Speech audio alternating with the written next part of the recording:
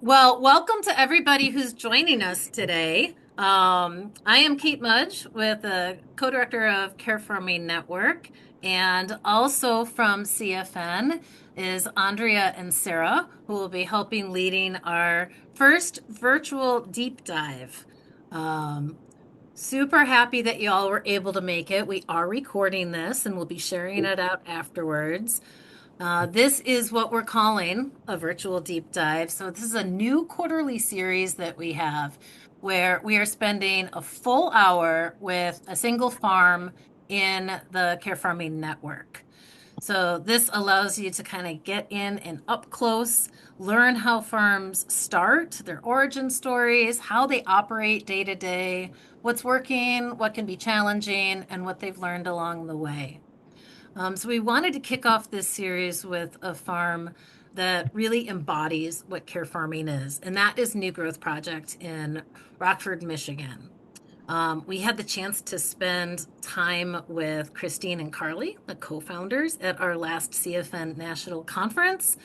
And I think by the end of this, you're going to agree that their energy, their commitment, it's the real deal. Carly, Christine, thank you for being here again, and we'll pass it off to you. Thanks for having us. Yes, thank you for the opportunity. And thanks everybody for showing up. I'm really nervous now, but this is cool. As Kate mentioned, we put together a presentation. There's videos and photos. What we're talking about in this video, we had a really cool opportunity to have videographers come out to our farm, and they made a video that we used at our fundraiser this fall, or sorry, this spring. And they did a great job just capturing the impact of New Growth Project and of care farming, and introducing to people that have not been to the farm what everything looks like. And this was early spring, so you'll see a lot of brown still. Um, but it does a nice job. Carly, I have to reopen my Slack, so this is why it's taking a minute. Okay, no problem. I'm so sorry. I don't know why you can't hear it on my end. So while you figure that out, I can just talk a little bit about New Growth Project if you'd like, or if you want to keep trying. What's best, guys? Carly, tell us about New Growth. Yeah, so we are a 21-acre farm in Rockford, Michigan, and our mission is to provide employment opportunities for people, adults with disabilities. We do so through a peer mentor program. We also are growing vegetables for the community. So Christine and I started this 5 years ago, and we currently have 15, 13 employees and more than 20 individuals involved in our program. You got it, Christine? I'm just going to have it play. If you can't hear it, people can at least watch. Okay. You want to take it from here? Oh, you're doing a good job. So this is our farm store at on our property. So we partner with other local businesses, some because they're local, and others because they're like-minded, and provide opportunities for the population that we serve. We bought this farm as a 30-year processing vegetable farm that was already chemical free. So we like to call it better than organic. We don't use a lot of chemicals or any chemicals, but we don't use a lot of sprays in general. We're doing a lot of management just ourselves, weed management, and our employees are a part of it every step of the way. So from seeding, filling flats with soil, planting all the seeds, getting the plants into the field, and maintenance there. Here you see we have chickens, and they are egg laying chickens. So that's part of what we sell at the farm as well. This is Zimmer. Zimmer is currently working on being able to report what he does at the farm after each shift. So he came to us with small vocabulary, and is now able to get in the car with his dad and tell him that he planted squash seeds and fed the chickens and stuff like that with full sentences. So Christine, I'm going to pass it to you and let you talk a little There bit we more about. go. That's what was Yeah, happening. just to follow the flow of what we've got going here. So this video was about how to describe growth on the farm. And we just were interviewed of what that means. And Carly mentioned the store. We added a new farm store building, that white building right there this past year, where the community can come in, self-serve. Bradley here is featured, and he's talking about how his job makes him proud. He's happier at the farm, and he's very proud of his job. When he came to us, he was very shy, and now he is very much interactive dude. We are experiencing a ton of growth on the farm, and this was a video made for donations, but we are funded by donors. We do produce some revenue at the farm. But we found, Carly and I have put out there that the farm itself is, I'm going to quick pause it, see if I can show you. When we moved way out here, you can see we're way out in the country. We were like, oh my gosh, are we going to have the population that we want to serve out here? And certainly we do. We have a long wait list for people wanting employment with us. So we probably get a couple calls a week. And so the need that we're all filling, we know is huge. This is an overview of our farm. Right here is our front field, and this is our warehouse here. Can you see my mouse? Mhm. Yep. Okay, great.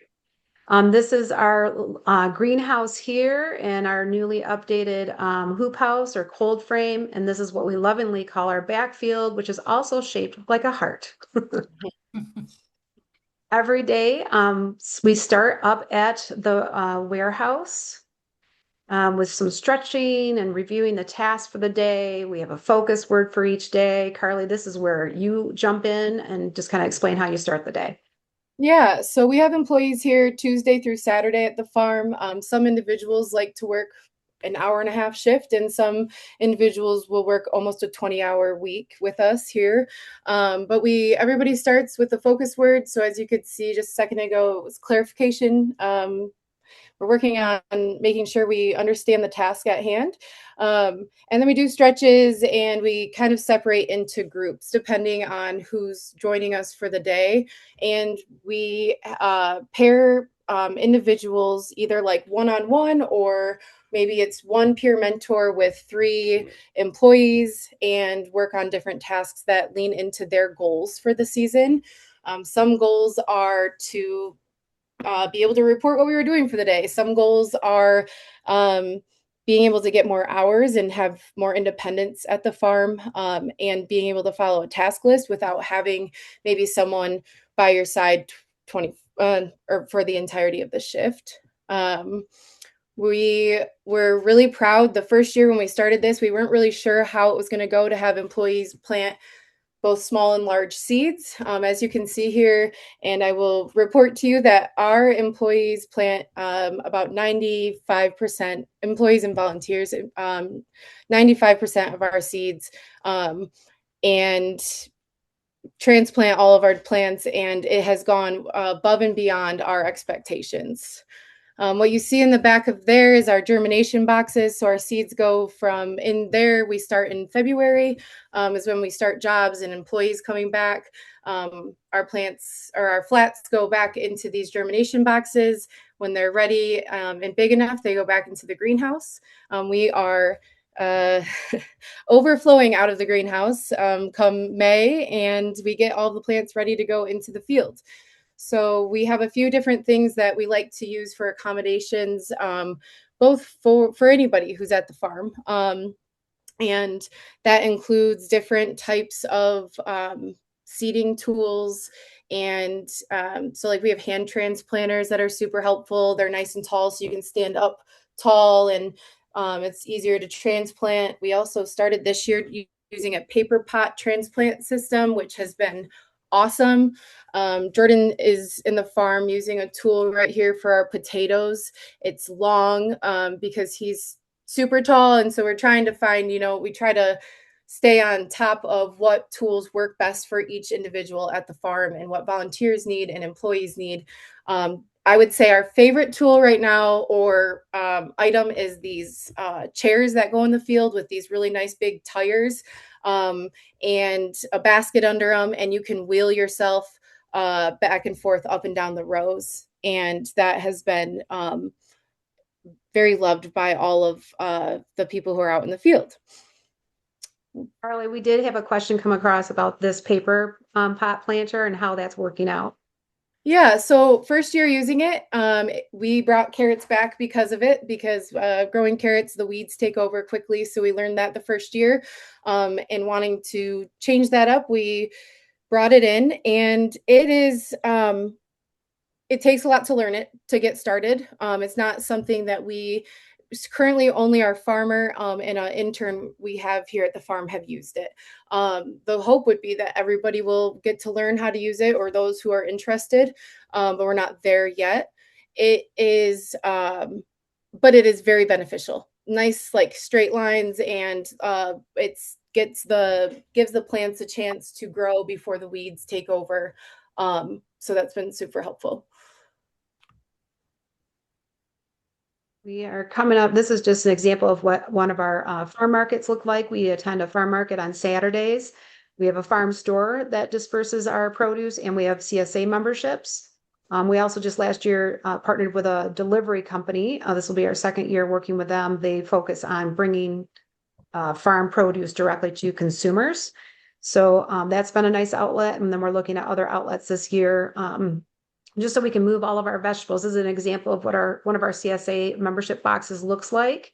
Our crew that put together the bags that are picked up at the farm store, and then talks about Carly and the Peer Mentor program that she creates. I'm bummed you cannot hear this. This is Casey, but it is got closed captioning on it, so you can kind of just hear what he has to say. But he is our lead peer mentor. We started last year, right, Carly? Yep, as a volunteer. Mm-hmm. Yep. Yep. Started as a volunteer and quickly grew into working here 3 to 4 days a week. So. Mm-hmm. Yep. And this is Bradley Steele. He is in a lot of our video this time around, but he started last year as well. He was talking about how he is enjoying planting cucumbers. He does not like to weed, and he really enjoys working with Carly. What I thought was neat about his interview is he had just recently started when I did this interview last year, and just getting to know us and kind of shy. But now he'll just kind of come punch in and get right to it. And he also talked about, I asked him how he learned about New Growth Project, and it was on the news. And I thought that was really neat. People find us in all different ways. We work with couple job coaching programs, ICUS and Goodwill Visions. Carly, who else? Yeah, a few local like Yep. places. Yeah. And I want to lean into this a little bit. What I thought was really neat at the Care Farming Network conference that we learned is leaning into the abilities that each employee has here at the farm. So Bradley has always just naturally taken care of all of our tools. So this year he has become the tool manager. His job weekly is to, help make sure the tools are getting put away, not left in the rain, and that they're in good standing. And we're really leaning into that with each and every one of our employees. What are your true goals, and what could help you move into a better, more independent position here at the farm? So, yeah. Yeah. Very cool. Carly or And Christine, then, yeah. can I interrupt for one sec? Just because Yes. you were talking about with staffing and kind of the structure in the chat, just a little bit more about how you staff structure your staff. Like who's Yeah. employed? You have volunteers. What are they doing? And how many people are with disabilities are employed and on the farm each day? At the It's a end of great this question. presentation, there is a breakdown of all of our the structure of the organization. But as a quick overview, we have an advisory board of 9, an executive team of Carly and I and Jordan, our fabulous farmer. And then we have staff. We are now up to 3 additional permanent. So that's 6. We're looking to fill a 7th position here soon, permanent. And then seasonal staff. Carly, where are we at on seasonal staff? Yeah, so we for the peer program portion of it, we have 3 peer mentors is what we call it. So peer mentors are just the staff that are assisting our employees in the day-to-day tasks. And then we also have 3 farmhands who work under our farmer who will work alongside our employees, but it is not their necessarily their main daily portion of the day, I guess. And then we have employees. Again, our mission is to employ people with disabilities, but we have some individuals who do not want to be paid due to their SSI or different things like that. And so we have, even though they're volunteers, they just join everyone in the day to day, the beginning, the stretches, the learning of all the tasks and such. So I think we've just recently added 2 new employees. So yay, 2 new growth project. That's awesome for Yay. the season. But so I think we're at 13 or 14 employees. 14. Yep. 14. Okay. And then weekly we have uh, 3 regular volunteers who are part of the program. And then we also have volunteers who can sign up Monday through Thursday to so I think we have 4 like regular just volunteers from the community, if that's correct, Christine. And then we partnered with a local rehab facility who has a team of women who come out every other Friday to spend 3 hours with us volunteering as well. So we've kind of got a few different programs. So, and then we partner with local businesses for group volunteering. And so we've got a few different programs. Individual volunteers, can sign up to volunteer whenever they'd like. Regular volunteers who are neurodiverse and are a part of our community, a part of our day to day, and then recurring group volunteers. Did I miss anything, Christine? Yeah, to answer the question, Kate, that was asked about how many individuals are through our program. Last year we had 48, and that includes the people that we are able to employ and give a paycheck, but those also that have come through as volunteers through just the programs Carly is mentioning about, but as individual looking to learn job skills. And then we had different groups come through, Empower You. We work with a local AFC or adult foster care home. So last year we had about 48 individuals experience the peer mentor program. Yep, that's right. Excellent. We are not just a farm, and we wanted to share, we always like to share this story, but we are an accidental gift box program too. The first winter on the farm was just really void of activity. There was just really nothing to do. We had a couple employees, so we made gift baskets and a really terrible candle. So this was our first terrible candle.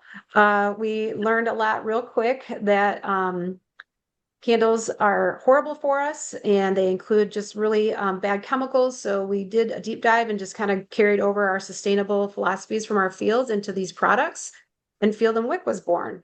So now all of these products are made right on the farm with organic and certified clean fragrance ingredients. Not only do we make our own products that we sell online in local retailers and wholesale accounts, but we also do custom labels for local vendors. And this has been a really great addition to us because not only has it allowed for people that really maybe struggle in the fields to also still find a place on the farm that they can learn job skills and feel like they are part of something, but it also has allowed us to finally have winter hours regularly as of this past year, just because of our gift box sales, which has been amazing. So this video is inside our workshop building. It's a separate building on the farm. Everything is made here and packaged here and shipped from here. We do custom, like I had mentioned, gift boxes. That was just a quick view of holiday time. We'll have businesses reach out and just say, hey, I have 50 customers. Can you send them something and then put in a card for me? And we accommodate all of that just because of the amount of business that it gives us and the hours it gives. So, but to get started with New Growth Project, we did a ton of pop-ups, whether they were apothecary or artisan driven or what you're seeing now, our mobile farmers market. This allows companies to have us come out, set up a farmers market like you're seeing, and allowing their employees to just come and purchase from us. That was a huge hit. We'll come back to that. And then this is flowers. We started with flowers our first year. It was overwhelming. We shelved it, and now we're bringing it back this year to sell flower subscriptions and bouquet bars. Um, do I want to pause and just kind of expand on that or just keep going? I think it's going to come back in with some questions that are coming through about as we scale In chat. production, yeah, will we Okay. be able to break even or rely on philanthropy? Some questions Okay. about grants Let's and come back equipment. to it. We're Yep. almost done with this. Okay. This is our warehouse where we wash and package all of our vegetables. We did just get licensed as a retail food outlet where we can repackage spices right now. And then we're going to add teas eventually for our gift boxes. Our goal, though, is to eventually get licensed enough that we can process our own things and make our own spices and our own teas and whatnot. This is a dream kitchen. This is not what we have. But it is an idea of what we're slowly going to work towards, minus the stove tops. We don't think we're going to go that far. But we would love our space that you just saw to be more designed to this so that we can make products for the community. There's a food pantry locally that just shared with us that their families really would appreciate pre-made healthy food and just have something to quick cook in between jobs and school and everything else. So that has really sparked us to want to be able to process what we have. So think stir fry packets, frozen root vegetables, soup packets, snack packs, all of that. So we're working towards getting funding on that. Volunteering and community support for us has been huge. Businesses come out, schools come out, friends come out. This is the MSU School of Medicine, our recovery groups, and then our sponsorships and foundations in our community that have been generous with their donations. And we also do fundraising. This was our night at the museum. We just did it this spring. We had a great turnout, and this is our chef dinner in the field that we have every September. And then we've had some really great coverage from local news stations, newspapers, and just what we do as a whole is just as a goal is just providing meaningful employment for adults with disabilities. And here is our structure that I had mentioned earlier, Kate. I knew that kind of flew through, and I apologize for all the things, but I want to share this screen with you all for a minute so you can see what our budget is, how we're structured. New Growth Project was founded in the fall of 2021, so we're celebrating our 5th year this year, which is crazy. Time flies when you're having fun or just working a lot. And we're excited to share where our budget has grown tremendously.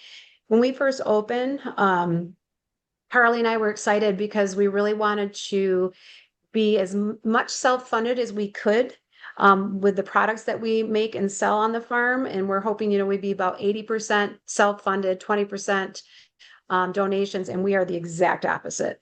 We rely 80% of our revenue is from donations and 20% from the farm.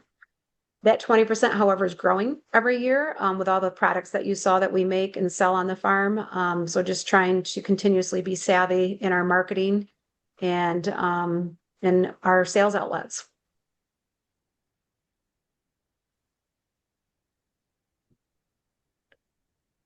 And that is it for questions. Shall I stop sharing? Yeah. Yeah. Okay. Yeah. And we can maybe get that public link and we'll share it out after so people can watch it on their own. Is that going to be okay? Yes. Yeah. And again, my apologies for that. I think you As made it work prepared as I thought I was fantastically. going to be. It happens. It's great. Well, we do have quite a few questions. Maybe we'll just dig in a little bit more to what you've already shared there. Going back up in the chat, um, what about scaling up?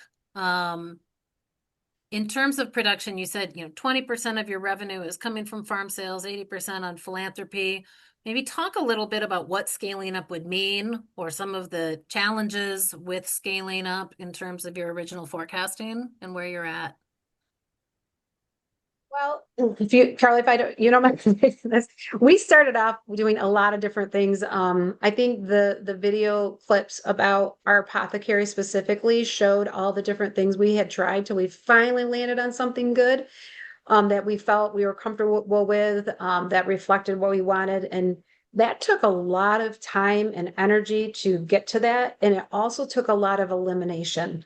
We had a lot of different things through over the years. I will completely own that. A lot of different ideas that we have tried.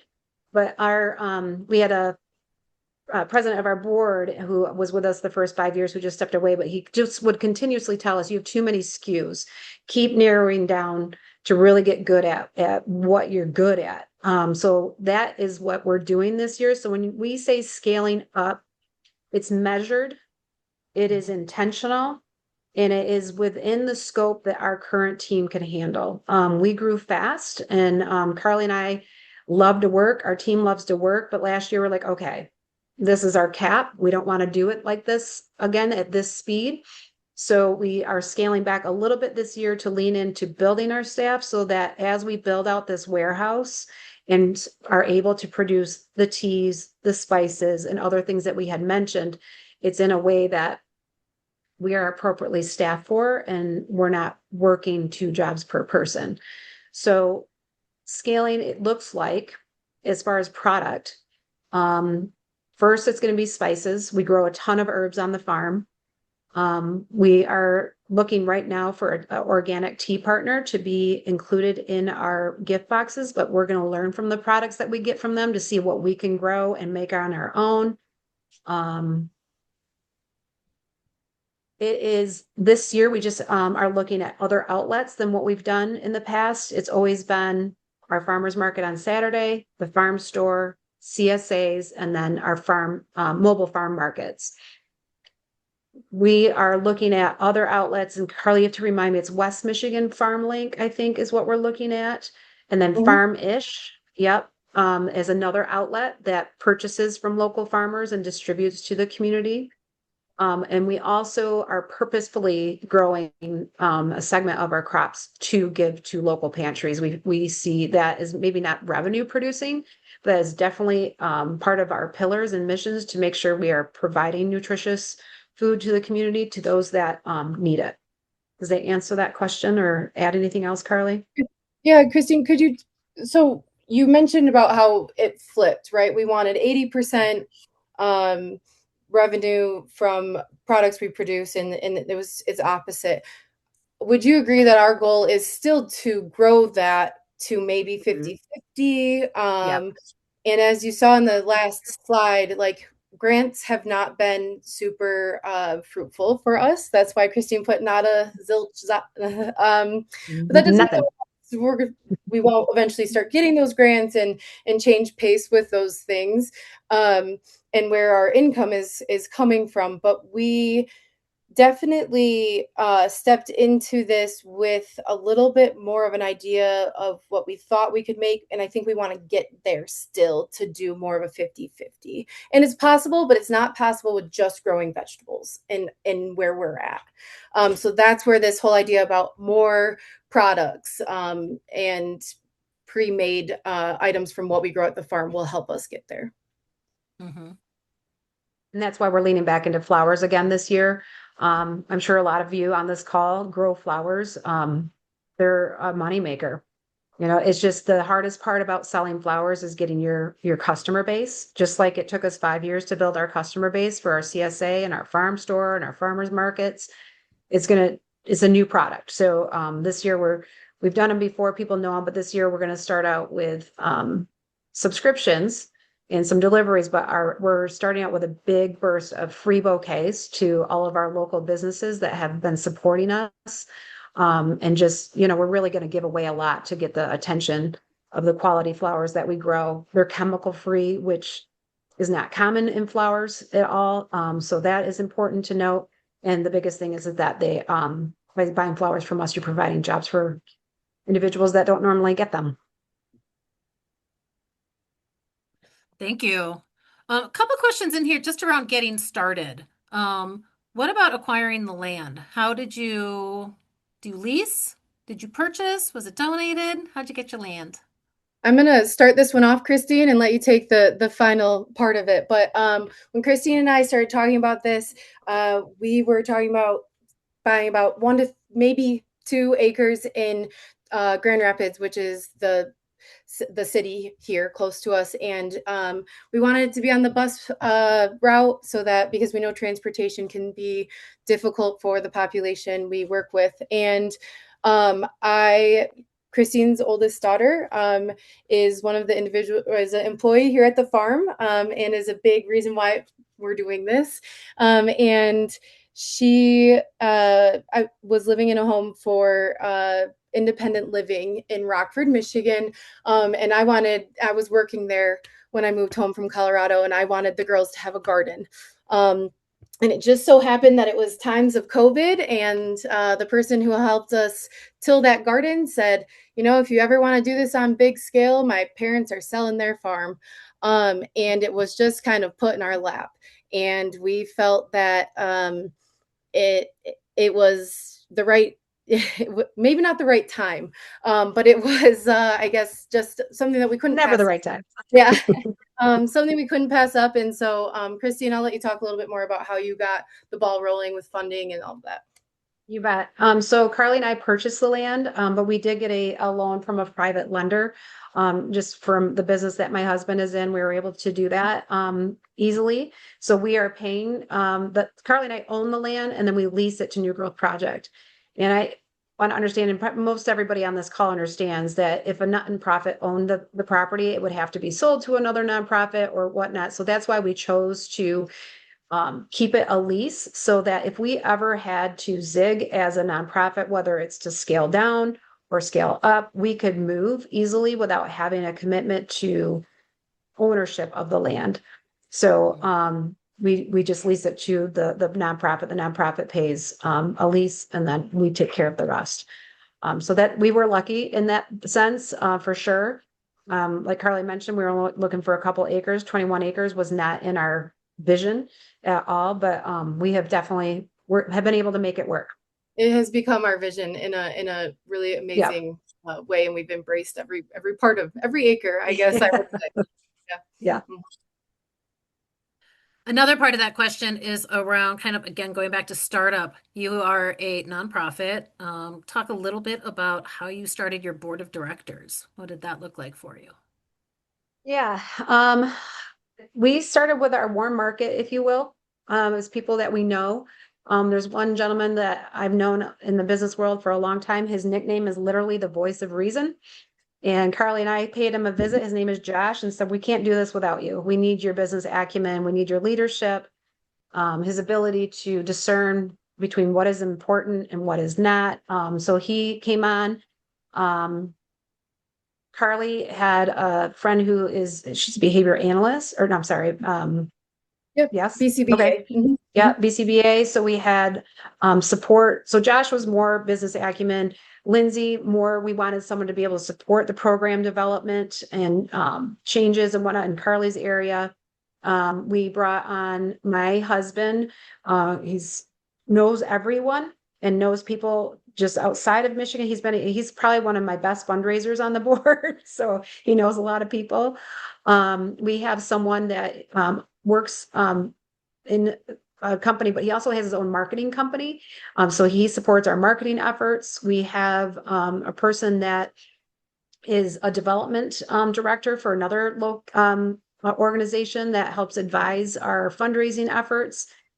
We have a person who is now our chairman of the board, who we brought her on. Her business acumen is great, but she has been on so many boards and knows how to get stuff done and direct a board well, and to get our board members engaged in like, hey, you're making these suggestions for Carly and Christine. Why don't you step up and what part can you take on? Which has been And awesome. yeah, and Yep. I feel like that was something that we were definitely missing in the first 2 years, and Yeah. we needed that.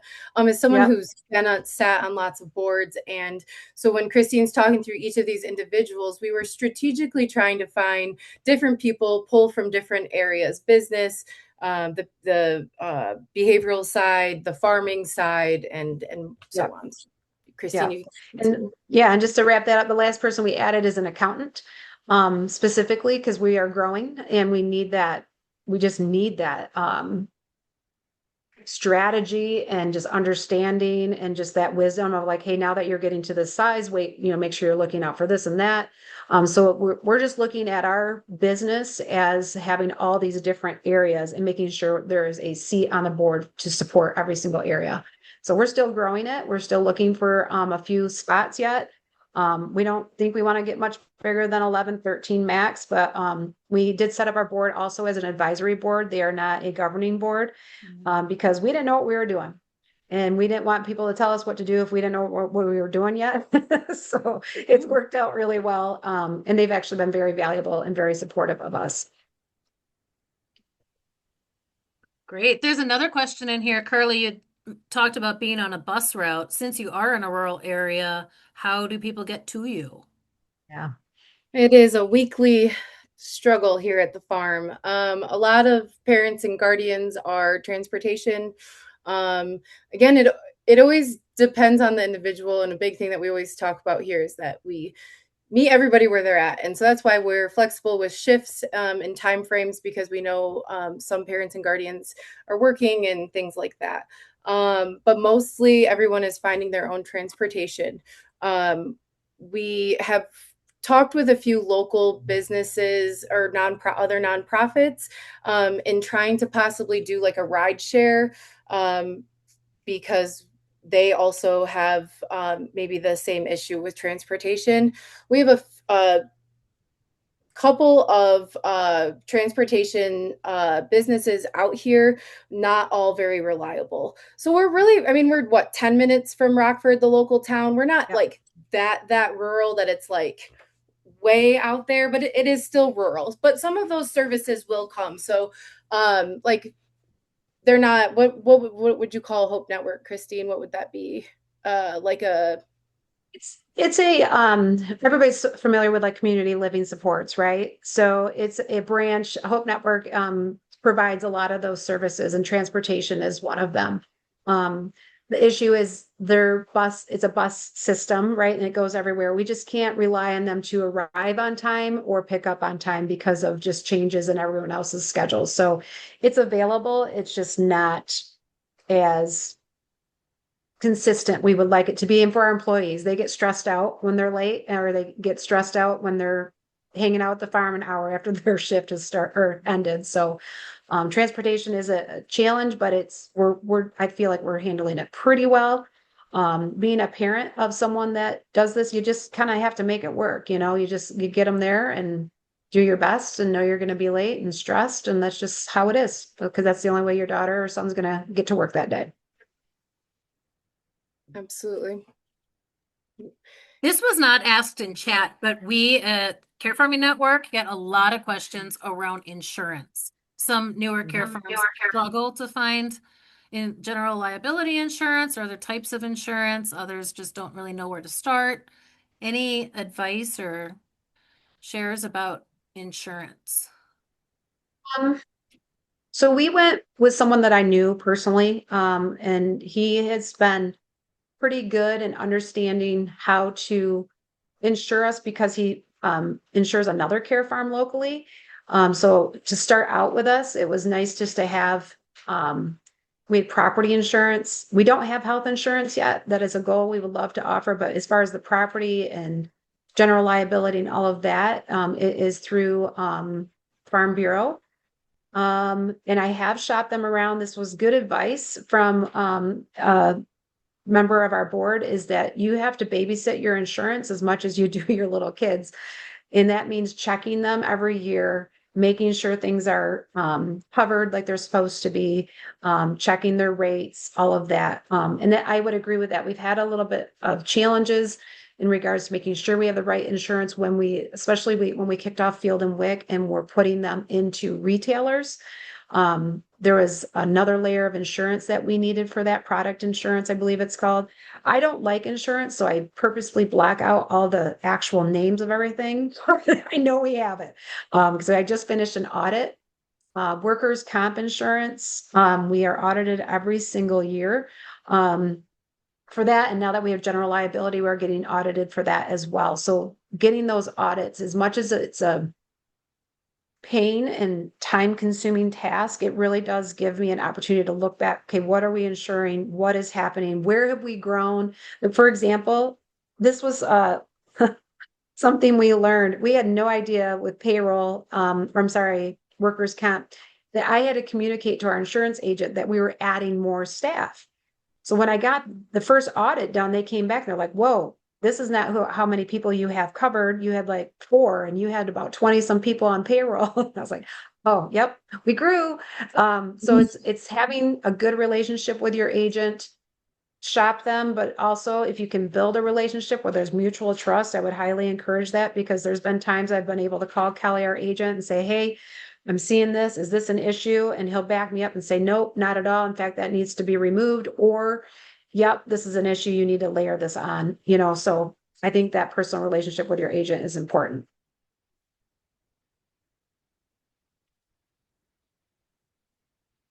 I have a couple more questions here too. But Andre just threw here. It was actually one of mine. Yeah. Where do employees Oh, hear about you? And what's your yeah. hiring process for figuring out if someone's a good fit?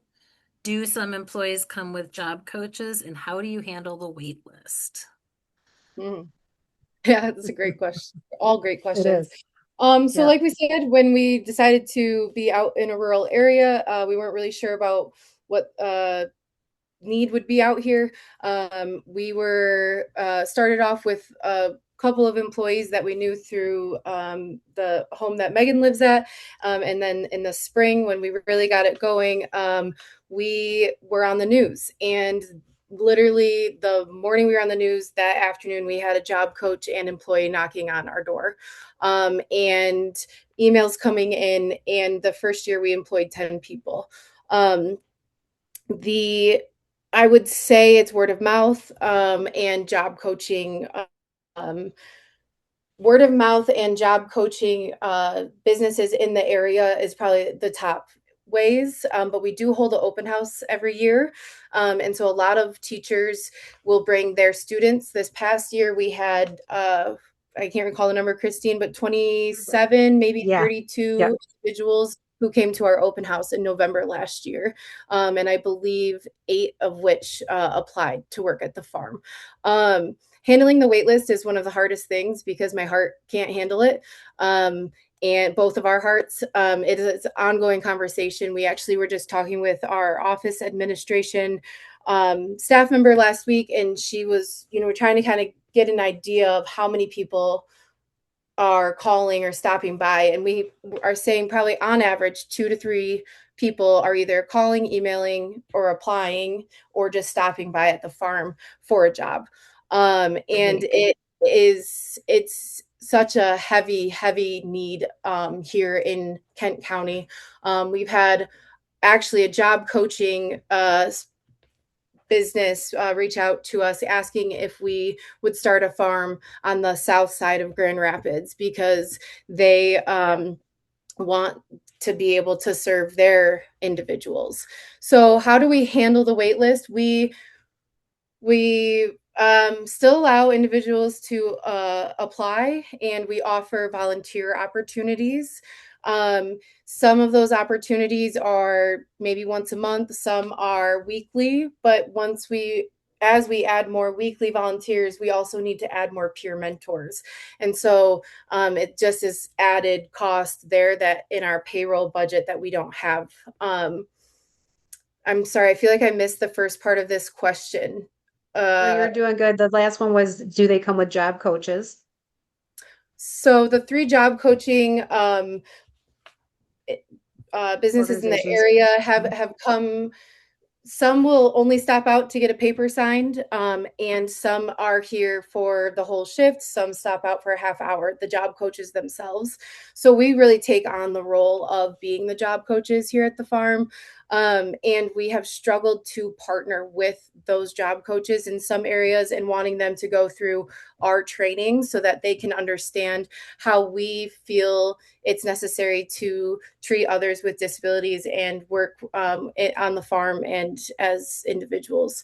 So but we still do it and it still works out well. And it's how people are finding jobs here. So does that answer that question well? Yeah. I do want to add to that at the conference. I don't remember the group that I was in, but they were talking about how to position your care farm as a way to be a house for job coaches, if you will. And it was just someone's fleeting thought. And that has been sitting with me of how can we potentially, and we can't this year just because again, we're trying to be very intentional about our growth.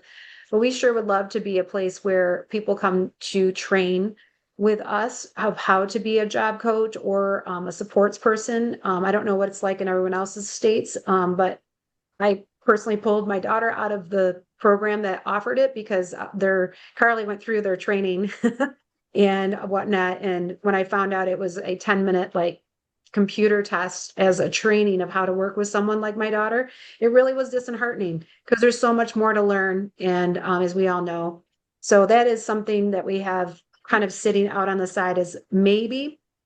There's a lot of work to become an approved vendor and all of that, but we feel pretty confident about the training that we offer. And just having the experience of a couple of days on the farm, I think it positions someone's ability to service someone with different abilities really, really well. I see one last question on here about partnerships with social work or ag tech and higher ed.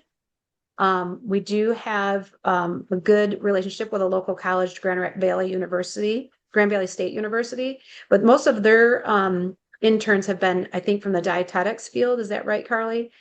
Yeah, Yeah, nutrition and dietetics. yep, we're the community partner for the nutrition and dietetics. Yep. Yep.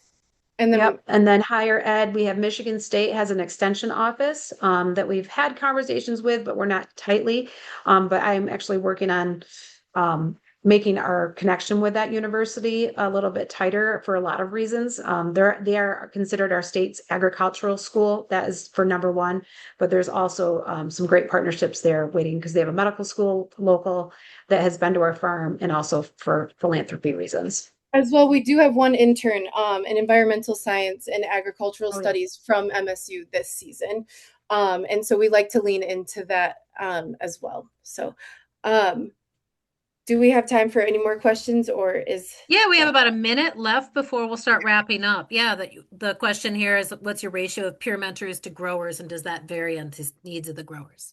Yeah, so it definitely varies. And I do love this part of talking about New Growth Project. When we started it, we were like, we're going to hire all these people, and everybody who's going to be peer mentors are going to volunteer. And we just thought the whole community was going to come.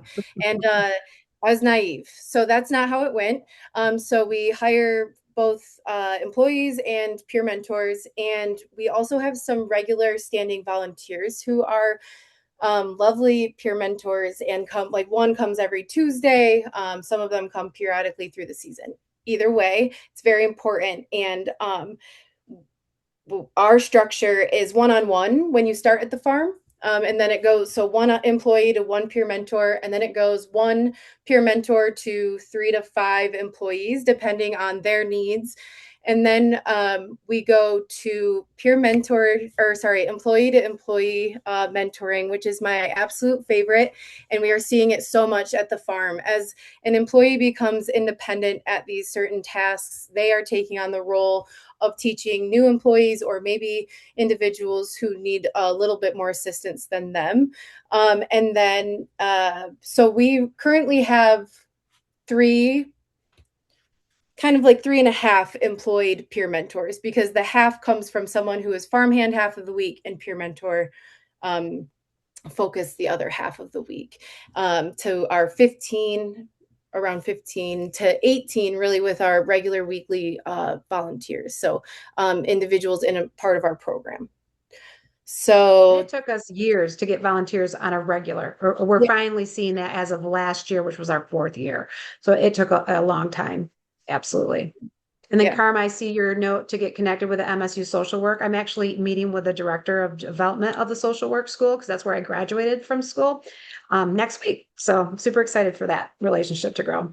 Thank you so much, Christine and Carly, for all the work that you've done for showing up today and for sharing with us. We really appreciate it. You bet. thank you for Thanks for having having us. us. All right. Bye, everyone. Bye, Bye. everyone. See ya. Bye bye.